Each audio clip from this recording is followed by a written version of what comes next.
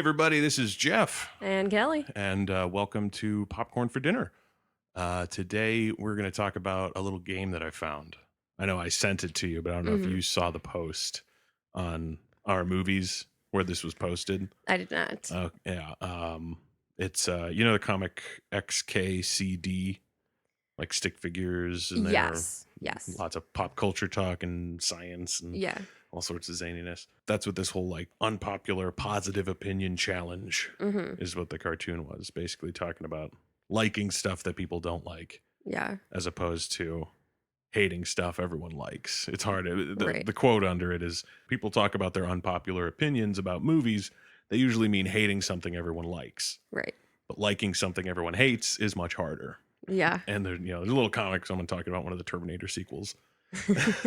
So it's like, name a movie that one you genuinely like, so not so bad it's good. The second rule is kind of arbitrary, but came out in your adult life post 2000, which is like, okay, well, for one, I was 11 when the year 2000 happened. Yeah. So it's like, that's not my adult life. It's like it really cuts it down. Yeah. And also, I've seen this movie, like at least the movie I picked, but the movies that I like that other people don't like, that I've seen at any point in time, I've seen them as an adult. And then the third point is it has to be rated below 50% on Rotten Tomatoes, which is a good way to, there's a meter that you got to follow. Right. And we specifically use the tomato meter, not the audience rating. Yeah, because the audience is stupid. So I guess we will start with the movie that you are going to defend. Because I could only come up with one. Because I haven't seen nearly as many movies as you have. So I don't have nearly as many movies to defend. So my pick barely follows the made after 2000 rule. Mm-hmm. It has a 34% tomato meter rating. Okay. And a 68% audience score. Okay. So the audience liked it.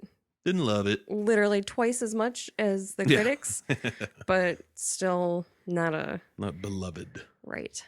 It came out March 17th, 2000. Do you know what movie it is? I mean, no. Final Destination. Oh, shit. Yeah. You're kidding. I wish I was. I am so upset about this. That's horrid. Right? I'm telling you, man. It's awful because, the sequels weren't that great. The sequels were garbage. It devolved into garbage. Yeah, there were a couple good parts kind of speckled throughout some of them. Yeah. Some of them it was just garbage from start to finish. Oh yeah. Okay, to amend a previous statement, there are moments in The Final Destination where it's so bad it's good. The fourth one. And then that racist guy died. Literally describing a character as that racist guy because you know the audience won't know his name. Yeah. Because he's given no fucking characterization other than he's racist super guy. Racist, yeah. That was was the oh my god, the one dude who keeps trying to kill himself, but it's not his time, so he keeps failing, like trying to hang himself. Yeah, and then he comes out of the oven with cookies. Oh my god, like you almost feel like they had to be in on it, but at the same time, it's so bad that you're like, I don't think so. I don't think they were in on this at all. I mean, a little bit. Yeah. The movies are clearly pulpy and ridiculous once you get to 2 and 3 and 4 and all that shit. Right. But how ridiculous and like stupid that one, it pushed over that barrier. Where it's just like, what are you doing? You're not even like actually trying at making a movie anymore. Yeah. Because that first one is fucking legit. Yeah, it is. I was curious as to what the critics had to say. Yeah. Why they rated it. Because that I will completely admit, and I'm sorry, I don't mean to like interrupt. No, it's okay. Go ahead. I will admit that like I saw that movie like on DVD when it came out. I didn't go and see it in theaters or anything like that. So the latest I probably saw it was like 2001.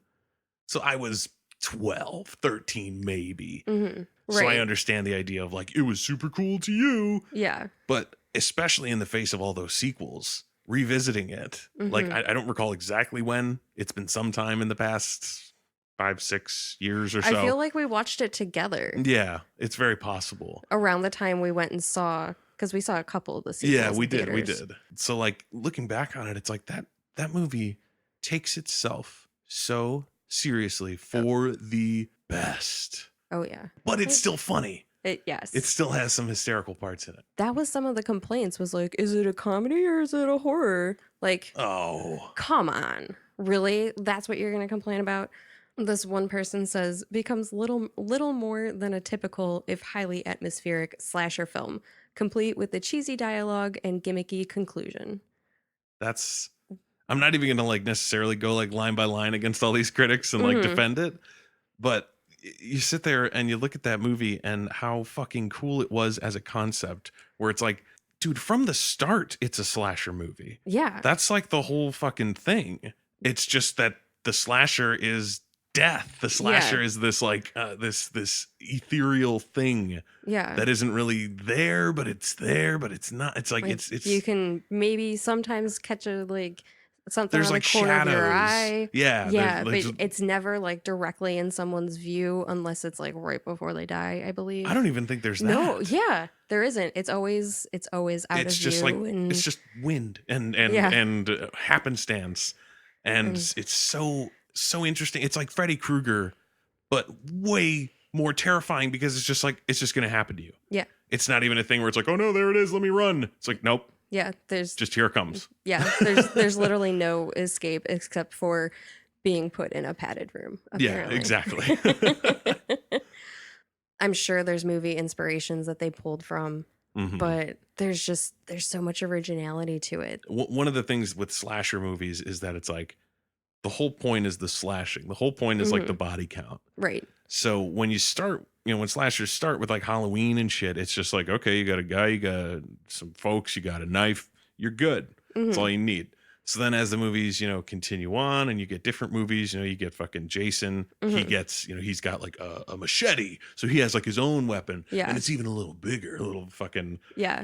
Dick measuring contest between slasher villains. And then Freddy Krueger shows up. Exactly. And he ups the ante even more, where it's like, oh, you guys just have one weapon? I've got 10 on all my fucking fingers, bitch. And I talk and shit. Yeah. So it's like you keep upping that ante. Eventually you get to like Saw, where it's just like, and there's fucking machines just ripping people limb from limb, like holy fuck. And Final Destination talks to you through a puppet. Yeah. But fucking Final Destination had such unique kills. Yeah. Where it's like they were things that not necessarily could happen. Like they still take plenty of movie like licensing with like reality, where it's like that probably wouldn't actually happen that way. But it's enough of like a plausible, just like something that happened kind of thing. But in this case, it's like, that it's just like death is making it happen. Yeah. He wants them, so he has to fucking concoct it. And how different they are from each other, even, where they don't even just use the same formula every time. It's like customized for each person. And it's, sometimes it fucking takes forever for the setup to get into place, like fucking Todd in the bathroom with the shower thing, where it's like, okay, first he has to like nick his neck while he's like shaving, and then I forget all the steps, but it's like, and then he goes and gets something and leaves something open. The wind blows something over. The fucking toilet thing starts leaking water out. And then finally... the wind blows over the soap or whatever into the tub. No, he knocks the soap over. Because he just... when it wraps around his neck, then he smacks all the soap and shampoo shit into the tub and fucking hangs himself in there. Like, so fucking wild. And then the only time it ever fucking happens, death, like, retracts itself. Because all that liquid from the toilet, like, seeps back into it. And it's like, oh, Todd killed himself. But then you get like Billy, fucking Sean William Scott's character. Yeah. Where it's like it fucking chunk of metal under the train shoots out and cuts his head off. And it's just like, and he's gone. And it's like, oh, holy shit. I did really enjoy the like slow setup for the teacher. I always forget. Miss Luton. Yes. It was like a heart-wrenching setup, sort of. Just trying to get through the day, drinking her coffee. Looked at the cup and saw that it was the high school. Oh, yeah. So she dumps the coffee. And then she went to the freezer and grabbed the vodka and put the vodka in the cup, and the rapid temperature change cracked it and dripped the vodka to all the computer around. and back to the kitchen. and then flames, and she The reaches. computer sparks, right? Yeah, computer sparks. And it starts the fire. It goes into the kitchen because of the vodka trail. Yeah. And then the knives that she tries to pull down, I remember she was that reaching for the towel. Yeah, she early in that scene when I think she cleans up like the coffee she spilled or something, and then throws that towel over the knives. Yep. So that's later. It's like if it had been anywhere else, she could have grabbed it and not done that. Yep. That one was wild, and I remember even like first time seeing it, and again I understand this goes against the spirit of the game, sort of, where it's like remembering it as a kid, but I remember just being so enthralled watching the mystery unfold of how it's happening and why. Yeah. And in the order, when he figures that shit out, when he sees how the explosion would have happened on the news, and he traces it out and then plots where their seats were. Yep. And it's like, oh my God, it's hitting us in the order it would have gotten us when we were on the plane. I fucking love that entire plane crash sequence. Yeah. Like that is so intense and so fucking cool. What a way to do it, where it's like it's not even like, and you see him falling asleep on the plane, and then a dream sequence happens, and then it just happens. Yeah. And it just goes, and you're like, oh my God, everyone's dying. That end shot where it's literally just like fire burning his face off, and you're just like, what the fuck is, and then and he's back, and he's in his seat, and things start happening the same. Yeah. He like runs up to Todd, and then he turns the little knob on the tray table. Yeah, and it pops off just like the dream, and he's like, holy fuck. And his freak out on everyone, where he just one pre 9/11 movie. Right. So that hard. is one thing I checked. Because I was like, there's no fucking way that came out after 9/11. Oh yeah, no. And then I checked the date, and I was like, oh yeah, okay. Yeah, because fucking the fact that he's just like, he just bolts, and he's just like, fucking plane's gonna explode, and like screaming at everybody. Yeah. And the flight attendants and people, they're just like, sir, you're gonna have to leave. Like, yeah. That's the extent of their reaction to it. Yeah. It's like, holy shit, this was a different time. Yeah. That this movie came from. Feels like ancient history. Yeah, right. The whole beginning of that movie, I feel, is fucking perfect. But, they get to the airport, all that shit happens. You get introduced to the characters. Yeah, they're stereotypical kind of high school characters. Yeah. Carter's the jock, and Terry's his bimbo blonde girlfriend, and Sean William Scott's like a dorky nerd kind of guy. Yeah. Or he's wearing like a basketball jersey or something like that. Or like a hockey sweater or something, where it's like people, like someone smacks something out of his hands, I think. And he's like, oh, come on, guys. Like he's clearly the stooge. Yeah. But yeah, I mean, the characterization is fun, and then you get the whole plane sequence itself, and then especially that heartbreaking moment when Todd he's on the plane, and his brother's on the plane, and they're dragging Alex off the plane, and Carter was in a fight with him, so he's getting pulled off the plane, and Terry's going with him, and fucking Billy was like in the bathroom, and he's just trying to come back, and they're like, everyone in the aisle off the plane, and he's like, what do you mean? And he didn't do anything. He gets kicked off too, and then Todd and his brother are there, and he's just like, what should I do? And his brother's like, just go, it'll be fine. So he leaves his brother on the plane, and so the plane explodes. It's like, oh my God. But that whole thing, and then the teacher has the guilt with the other sending the other French teacher. Yeah. It's like, the whole French thing. Yeah. Go and get on the plane. Yeah. And then that whole sequence afterwards where it actually fucking happens, which again, so fucking cool. What a brilliant moment where they're all still arguing and fighting out in the little like lobby area, and Billy's watching the plane leave. And then while they're fighting in the background, you just see and then you don't hear anything until the shockwave shatters the window. Yeah. Like, oh my God, that was so fucking cool. Like, what a moment. Like, I wish I could see that like on the big screen. Oh yeah. That movie's really well done. Like the other movies really devolve into like, let's just point the camera at some wacky shit. Yeah. But that one really felt like a movie that was like really well put together. But then even after that plane thing, I love that interrogation sequence.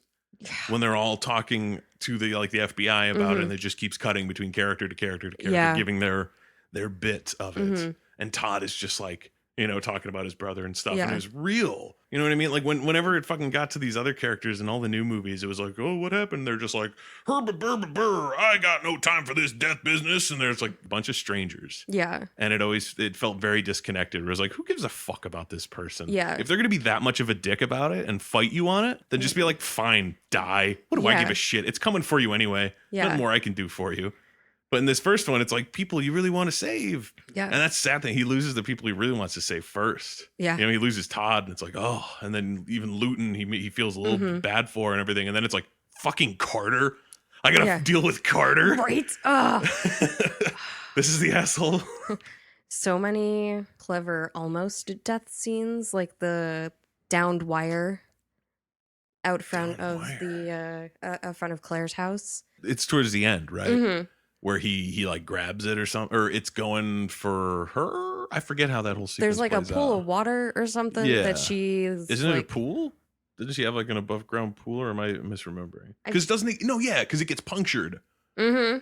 It like like a umbrella thing in the storm. It like comes down and punctures it, so there's water filling up everywhere, and the line jumping like in around. front of where she's welding or whatever she's doing in the garage, and he's coming. And that's where he comes to like save her and shit. Yeah, I love the way that the story progresses, where it's like they save Carter, Billy dies, now it's just the three of them, and Alex is like, I'm next, so I'm gonna go hide out in the woods, and just try to survive, and you guys live your life.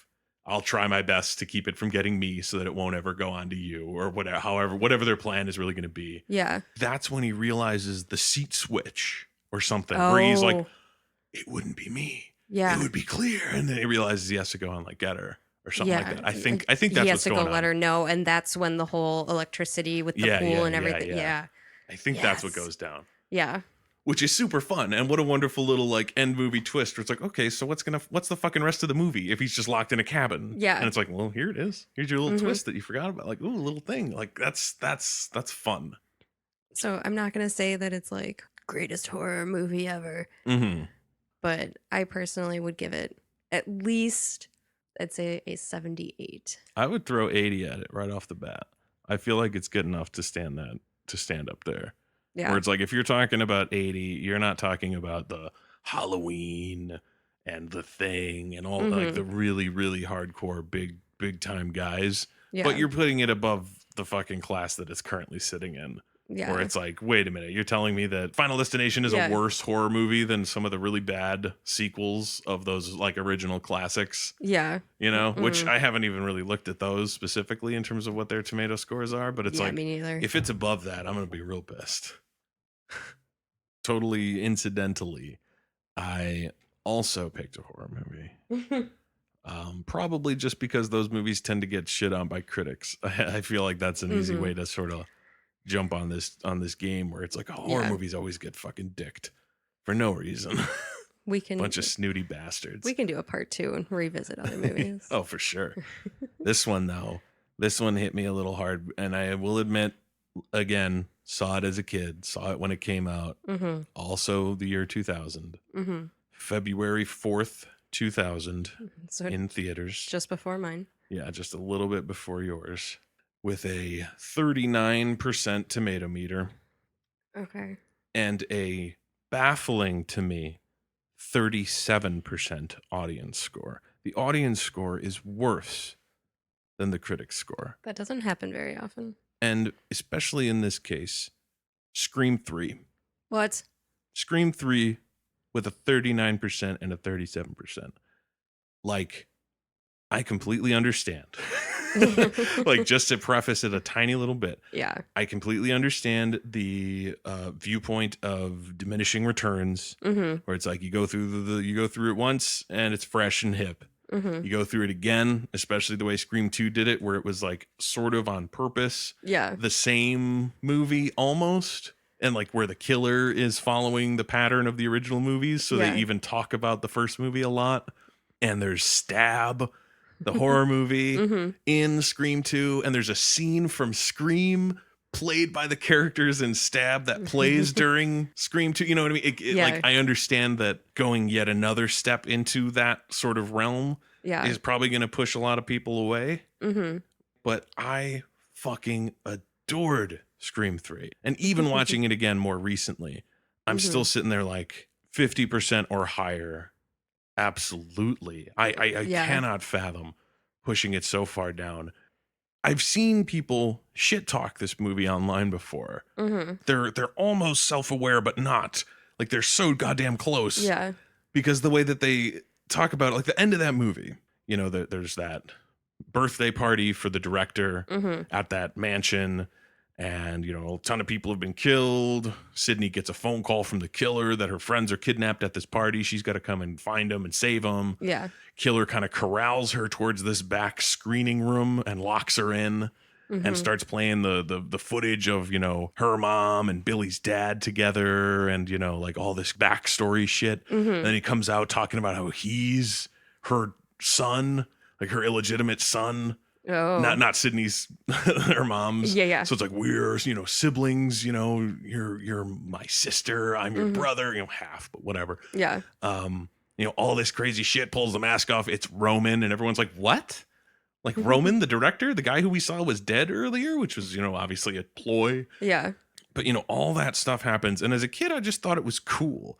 I was just like, okay, neat. So there's a guy, and he's kind of been behind it all because he taught Billy what to do and he kind of pushed him on his way, and he's like, who would have thought they'd make a movie of their own? Like, oh, fucking, he put it all into play and everything. And I've seen people complain about that ending and his character and the whole sort of backstory scenario as being really like cheesy and like out of left field, and there's never any mention of anything about this in any of the other movies. Like there's no clues leading up to it.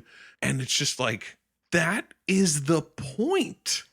Like, that's what the whole, like, the middle of that fucking movie is one of my favorite moments in the whole Scream franchise because it brings back someone that you didn't think you'd be able to bring back in Randy, Jamie Kennedy's Randy. Yes. With the tape. Yes. Because fucking as a kid, I was as gutted as Randy was when he fucking died. Yes. Because that was killed me. He was so fucking great. I loved his performance in the first movie. I thought he was the coolest in the second movie, even though he's a geek, but it was like, he's cool though, but fucking goddamn, look at those sideburns. And movies and shit. Like he's the best. So having him die was such a fucking, so heart-wrenching. That whole fucking sequence with Randy on the tape explaining the rules of the trilogy. Yes. Which was so fucking great. It was like, Randy's dead. Who's going to do the rules scene? And it's like, Randy. Yeah. Like who else? What a brilliant, like what a fucking movie freak concept that is. Yeah. Of like, just in case. I better leave my legacy. Yeah. He literally calls it his legacy. I am leaving my legacy. 15 minutes, Paul. Damn.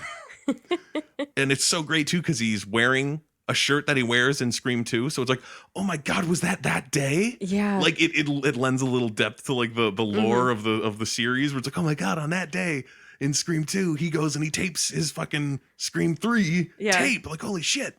So as he's explaining the rules of the trilogy, and I'll try to remember them. I know the rules to the sequel perfect.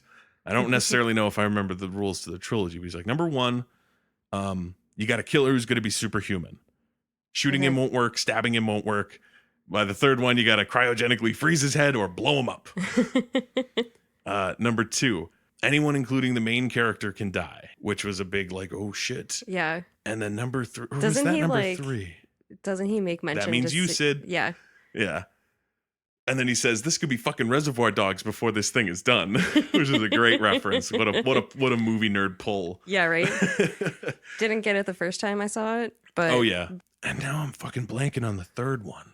But he does make a mention, I think, before he starts the rules. He's talking about like, if this is just another sequel, then same sequel rules apply. But if you find yourself dealing with an unexpected backstory and a preponderance of exposition, then you are no longer dealing with a sequel. You are dealing with the final part of a trilogy. Did you find the third rule? I did. Okay, what's the third rule? The past will come back to bite you in the ass. Right. There we go. Any sins you think you committed in the past that you left there are going to come back and destroy you. But there's also a fucking fantastic moment earlier in the tape. I always forget about it. But he's like, if you're watching this tape, then I have met my untimely demise at the killings here at Windsor College. And also that losing my virginity to Karen Kolchak at the video store was probably not a good idea. And then Dewey looks to the TV and he goes like, Karen Kolchak? And Randy goes, yes, Karen Kolchak. Dewey's like, creepy Karen? He's like, shut up. She's a sweet girl, okay? We were drunk. We were putting away some videos in the porno section, and shit happens. So, he lays all that shit out.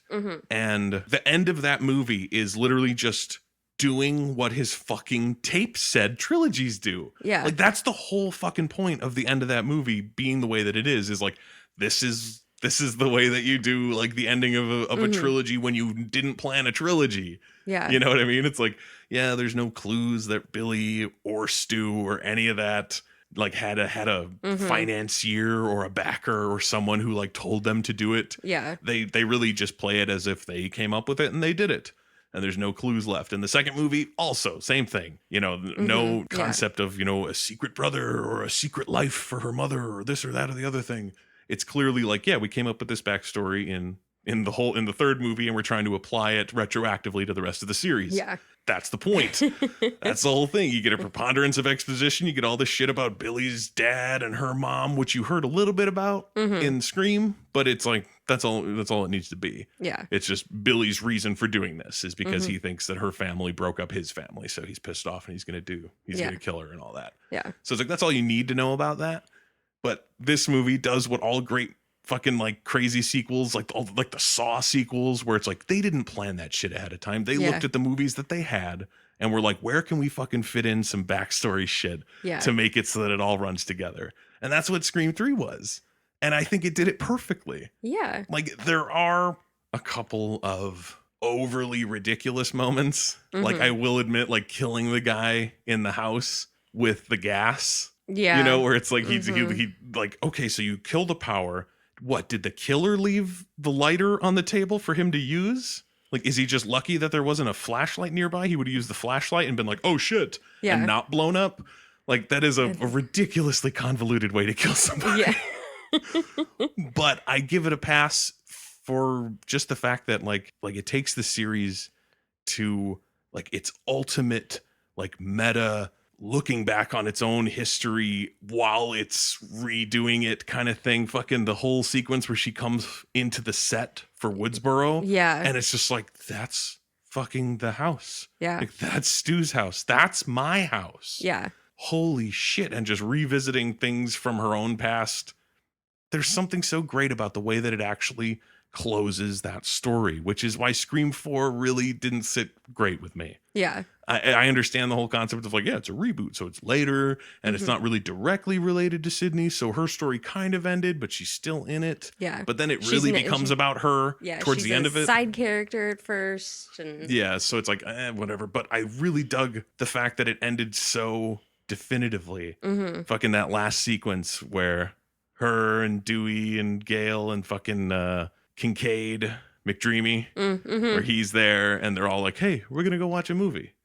You know, and she's like, what kind of movie? He's like, well, you're going to have to find out. And it's like, oh, you want a scary movie? Because that's kind of what started this whole thing. And then she like turns to the door that at the beginning of the movie, she like locked a billion times. Yeah. And it like kind of swings open and she's just like, fuck it. And she leaves it.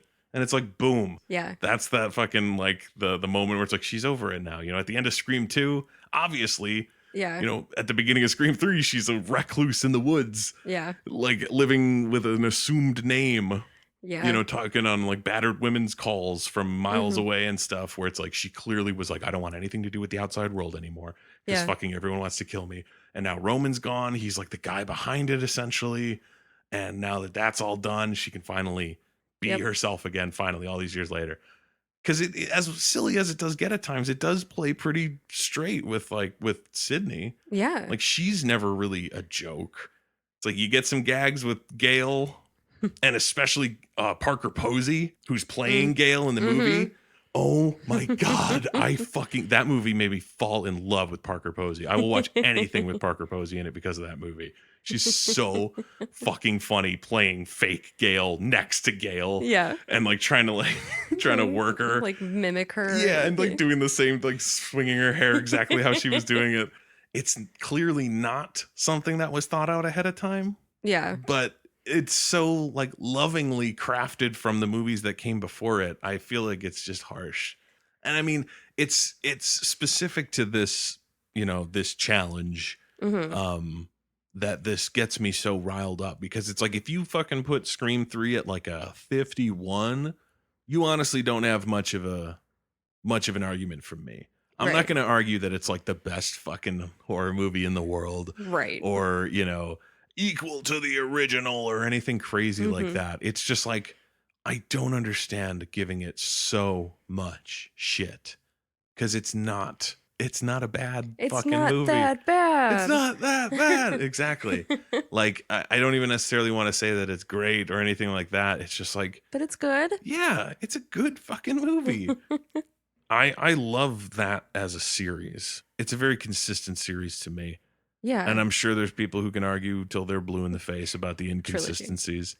Yeah, but I really dig it as those three movies, and I think it definitely stands up.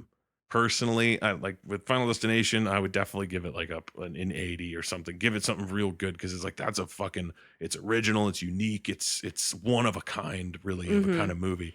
Scream 3 being a third sequel, you know what I mean? Like Yeah. all even then, even when you're keeping together such a core component of it, where it's like you still have Wes Craven, you still have fucking Nev Campbell and Dave Arquette and fucking Courtney Cox, Yeah. and you still do technically get Jamie Kennedy, Yeah. and fucking Liev Schreiber is in the beginning, Mhm, and mhm. even though I don't think he has any lines, he's just on a TV in the first movie. They Yeah. show him.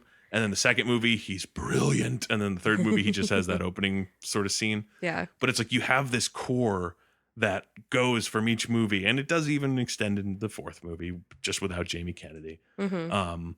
But having that core throughout all three of them, I feel like just holds it all together. And it's like I don't think you can definitely put one and even two higher, Mhm. but it shouldn't be that huge of a leap between three. Like if I get it, I I understand judging things on its own yeah. and being like as a technical thing, but just like it's not Yeah. that bad. And at the same time, like even judging it on its own, you have to judge it with the knowledge of what the other two movies present because it is Mm-hmm. part of a series. Mm-hmm. So you can't just say like, oh, every movie of this series is a completely separate movie. Like no, they all tie together. The stories, the characters, everything. Like It closes stuff that it started in the first movie, fucking yeah. Dewey and Gale, where it's Mhm. like they had a little bit of a fling in the first movie. Mhm. In the second movie, they go even a little harder. But then in the beginning of the third movie, they're like, wow, they're completely separate. And you're like, oh no. But Yeah. by the end, they're fucking gonna get married and shit. And they were actually married, which is adorable. Um, I've heard stories about what the third movie was supposed to be originally, Okay. like that Stu survived the first movie and was in jail and was orchestrating the third movie's murders as they were happening, and there was something about like a cult, like like a Oh, group of people and everything. And hearing about it, I'm like, thank fucking Christ we got the one we got. Because yeah. that sounds horrible. As much as I love Matthew Lillard, as much as I would have liked to see him back in the third movie, I think as a movie it would have been weaker. Mhm. I do want to see first what the other Scream movies are rated. Oh yeah, yeah, yeah. So we can really I know we keep talking about, this dramatic drop in quality, but Hmm. we never mentioned what the other ones were rated. I mean, I have to imagine that the first movie got pretty darn good fucking reviews. So the tomato meter for the first one is a Hmm. 79%. That is low. The audience score, 90. 79%. That's fucked up. Wow. I'm almost more mad. I mean, I'm definitely more mad about that. But that seems silly to me. That should be fucking up there, dude. Like now, especially now, Oh all these yeah. years later, and being able to look back on it and see, its place in horror history. Like at the time, you'd sit there and you'd look at Halloween next to Scream, and you'd be like, Mhm. "Oh, I mean, Halloween's Like a come on. classic. Scream's fun." Yeah. But now looking back on it, it's like, no, Scream was a fucking classic. Yeah. That is a movie that people should watch forever. And kind of like jump started a whole Resurgence. It was like Halloween did it, yeah. and then all the ones followed, and then it died. Yeah. Like fucking Halloween 6 came out in like I think it came out earlier that same year, and it made dog shit. And it was like nobody cares about slashers anymore. And then Yeah. Scream comes in and it's just like fucking suck this dick. Look Yeah. at this fucking movie and how fucking good it is. Like, oh my god, that's why everyone copied it. Yeah. Fucking for another decade. Yeah. And it was just like, no, Scream 2 is an 82% on the tomato meter. that's fucked up. The audience score is Uh-huh. a 57. That is also confusing. I don't even know how to parse that. Like, Yeah. I don't understand how the critics thought it was better, and I don't understand how The audience thought it was that much worse. Yeah, Yeah. exactly. That's where I would put like 3. Yeah. Like I would put Scream easily in the mid 80s, 85, 86, maybe even. Not all the way up to 90 where it's hanging with the big boys, but it still needs to be up there. Oh yeah, absolutely. Scream 2, I would say hit that around where Scream's at, around 79. Yeah. And then 3, throw that down to what, 57, the audience score for 2? Yeah, throw that around there and I'm a happy camper. Yeah. That sounds about right. I would have to pretty much agree with your ratings. I haven't seen them as much as you have. So I have gone through and on my own watched them all, except for the 4th one, because it wasn't on Netflix or Hulu or whatever I had at the time. But yeah, it's very disappointing that it was so low. Well, we'll be disappointed another time when we come and revisit this concept because I really do like it. You could just do this forever. You could just find movies. You know, I already, well, like I said, I was looking through them and I saw a bunch of movies that I was furious were listed under 50%. Like I couldn't fucking believe it. So I would absolutely come back and do this with another set of movies that we pick for certain. So I'm Jeff. I'm Kelly. And thanks a lot. No, that was dumb.